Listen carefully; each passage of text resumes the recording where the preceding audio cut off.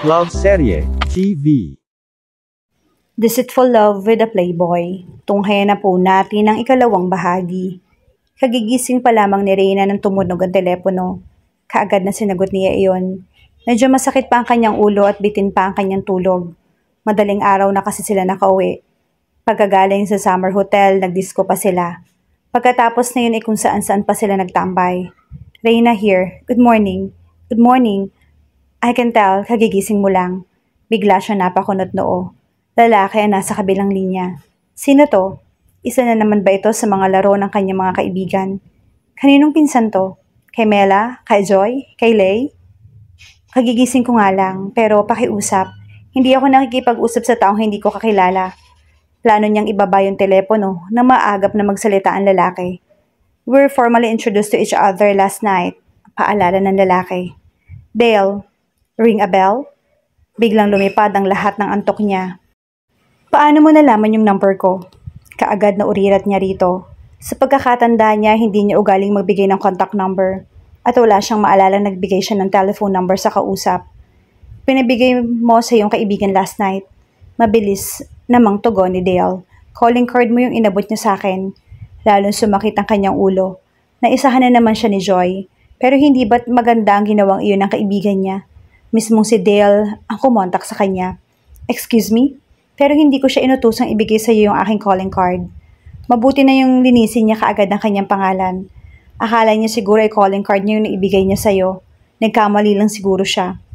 Kung nagkamali man siya, pabor sa akin yon. Kumunot ang kanyang noo. Bakit naman pabor sa iyo? Hindi na ako mahihirapang hanapin ka. Kumabog ang kanyang dibdib. Bakit mo naman ako hahanapin? Tanong niya bagamat alam niya ng sagot. Interesado ito sa kanya. Plano niyang isama ito sa listahan ng mga babaeng pinaglaruan nito. Frankly speaking, type kita. Lahat naman yata na magandang babae ay type mo. So, you're listening to the rumors? May dapat pa bang itago si Dale?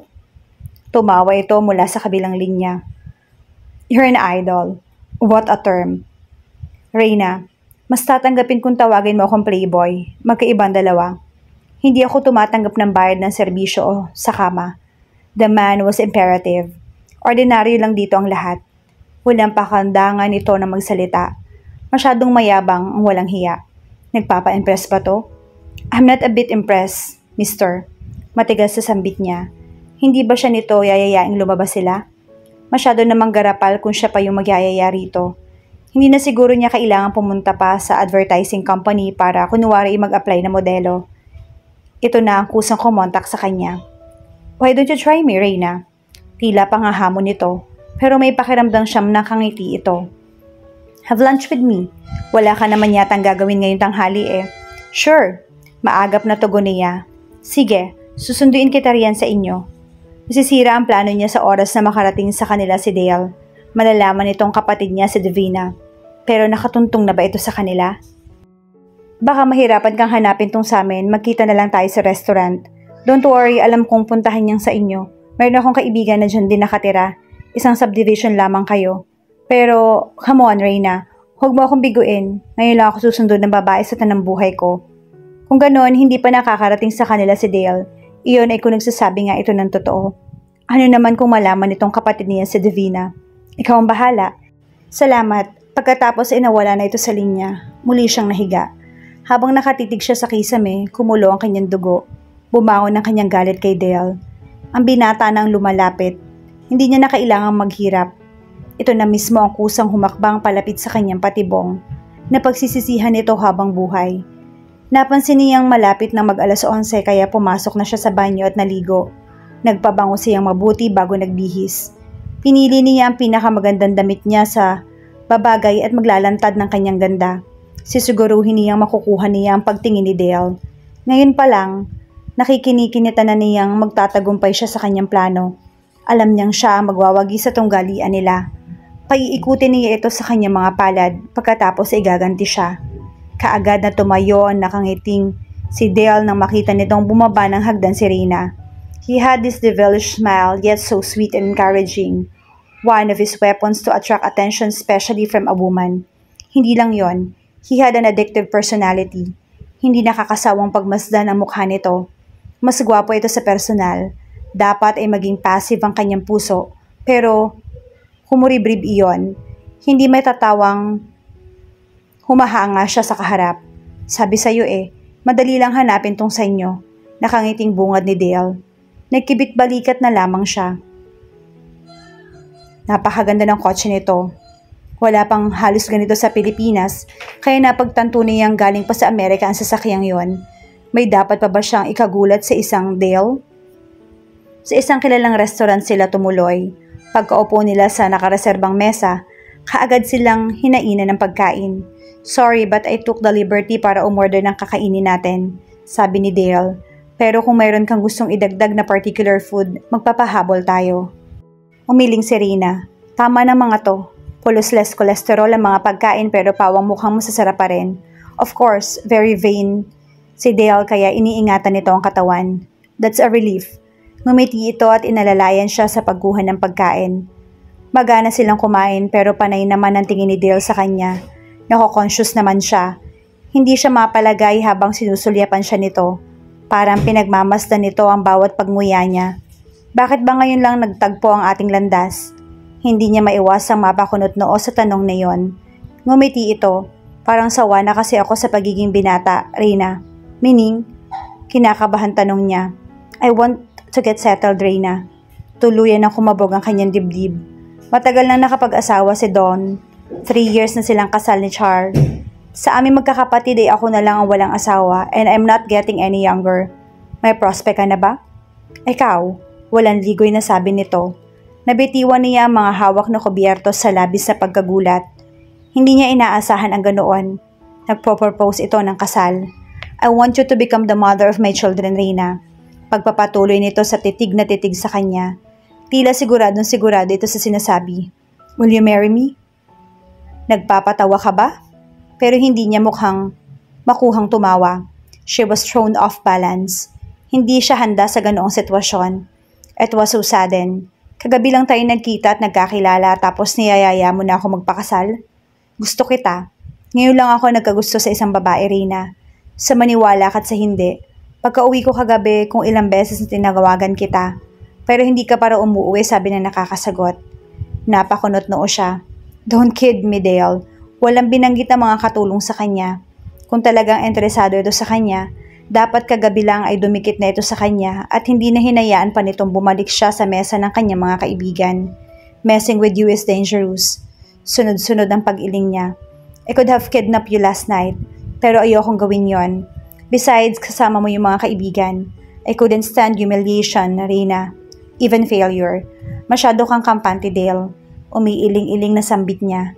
Paano mo naman na sigurong papayag ako sa gusto mo mangyari? Alam mo, sorry pero kailangan kong sabihin to.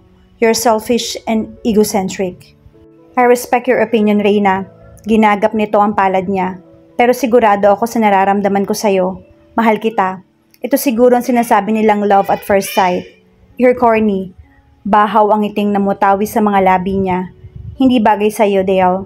Gayunpaman, hindi niya maitatatuwa ang kakaibang sensasyong nararamdaman habang pinipisil-pisil nito ang palad niya. Siguro nga, pero ngayon lang ako nagmahal ng babae. Napakagatlabi siya. Isang hubad na katotohanan na pinaglaruan lamang nito ang mga babaeng nakarelasyon. Kasama doon si Divina. Kumulo na naman ang kanyang dugo. Kung pipilitin mo ako ngayon, definite no yung isasagot ko sa iyo, Dale. Malamig na tugon niya. Pagkatapos ay hinilang kanyang palad. Ayokong ikumit ang aking sarili sa sitwasyon na hindi ako sigurado. Hindi kita minamadali, Reyna. Gusto ko lang malaman mong mahal kita. Alam ko namang hindi ka basta-basta babae na kaagad tatanggapin yung alok ko. Sinusubukan mo ba ako, Dale? Naging malikot ang isipan niya. Umiling ito. No, ibahin mo ako sa mga babaeng pinaikot mo sa iyong mga palad, Dale. Babala niya rito.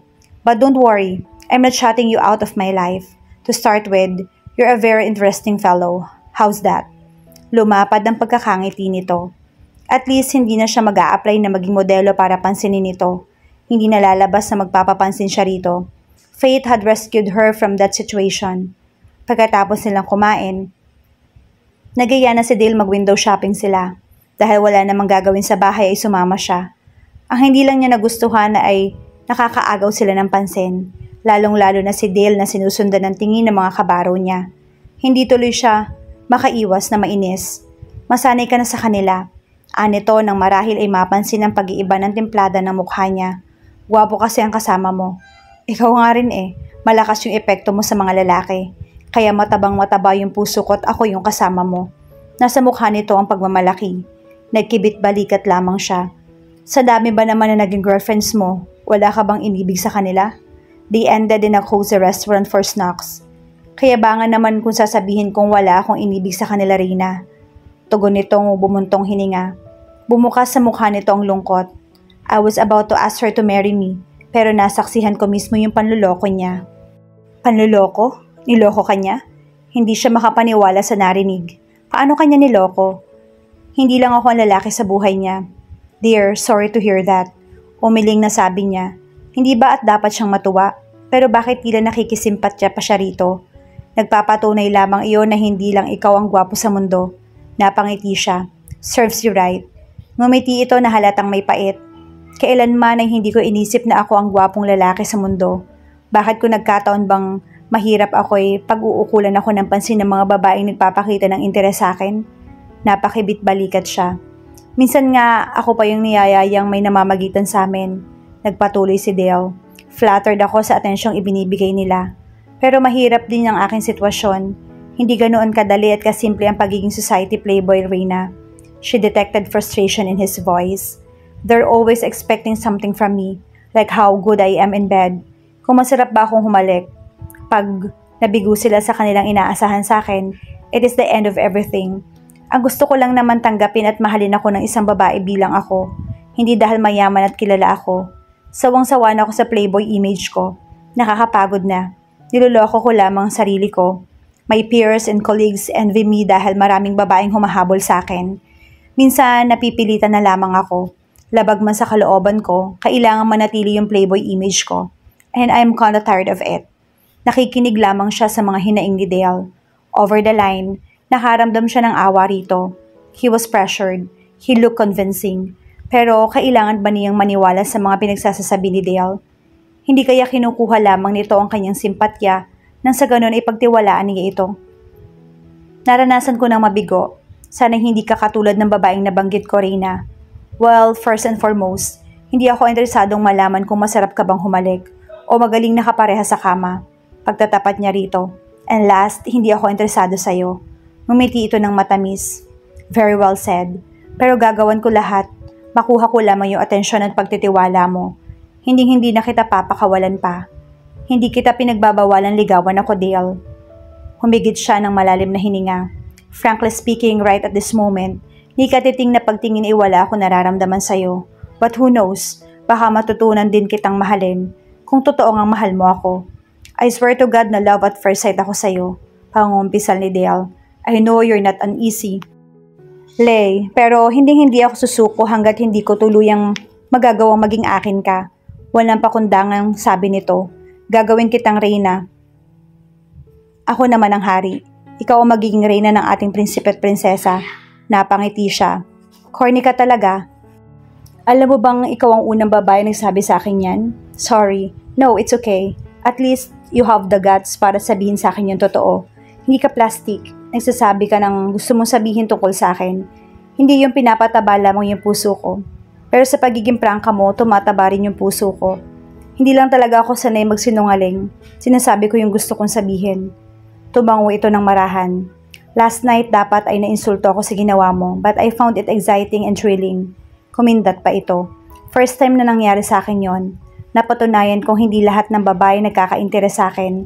Baka naman gusto mo lang gumante, Dale. Na isa tinig niya sa nasa isipan. Babala lang, hindi ako umaatras sa laban kahit sinong Poncio Pilato pa ang aking katunggali. Mapanganib akong babae. Hindi basta-basta. Ngumiti ito. Alam mo, you remind me of someone. Sino? Ang babaeng unang minahal ko. Umiling ito. Huwag na natin siyang pag-usapan. Sumasama lang ang loob ko tuwing naalala ko siya. Napakunot ang noo niya. Baka naman nakikita mo lamang sa akin ang babaeng yon kaya nasasabi mong mahal mo ako, Dale. Huwag mong lokohin yung sarili mo. Umiling ito. Ngayon ko lang napansin yung similarity ninyo. Sabi nito nang umiti. Ayokong lokohin yung aking sarili. Ayoko ring mamuhay sa kahapon, Reyna. Hindi siya interesado sa mga nakaraan ni Dale. Ang mahalaga, maisakatuparan niya ang kanyang mga plano. Nasa mga palad niya na iyon. Mabibigyan niya ng hustisya ang pagkamatay ng kanyang kapatid. Kung ano man ang opinyon mo sa mga pinagtapat ko, tatanggapin at rerespetuhin ko, Reyna. Nakakailang pero nagtitiwala ako sa iyo. Ang nagmamahal ay nagtitiwala. Nawalan siya ng kibo. He was so sincere and very convincing. Gayunman, pinigil niyang magpadala sa nararamdamang emosyon. Paghihiganti pa rin ang kanyang nasa puso. Buong maghapon silang nagsama. Pagkatapos nag-dinner pa sila. Ihanatid siya ni Dale sa bandang 9:00 ng gabi. At hindi na roon nagtapos ang kanilang kwentuhan. Tumuloy ito sa bahay nila at muli sila nagkwentuhan. Nasaan ang mga magulang mo? Nasa probinsya. Bibihira lang lumuwas dito. Pagtatapat niya sa binata na mukhang wala pang planong umuwi. Dati ay 2 kami ng kapatid ko dito. Bakit? Nasaan ang kapatid mo? 1 year na siyang patay. I'm sorry to hear that, Reyna. He was sincere pero hindi niya binili iyon. May babalik ba ang salitang sorry ang buhay ng kanyang kapatid? Tumango siya ng marahan, pero masamang masama ang kanyang loob. Kung hindi sa taong kaharap niya, buhay pa sana ang kanyang kapatid.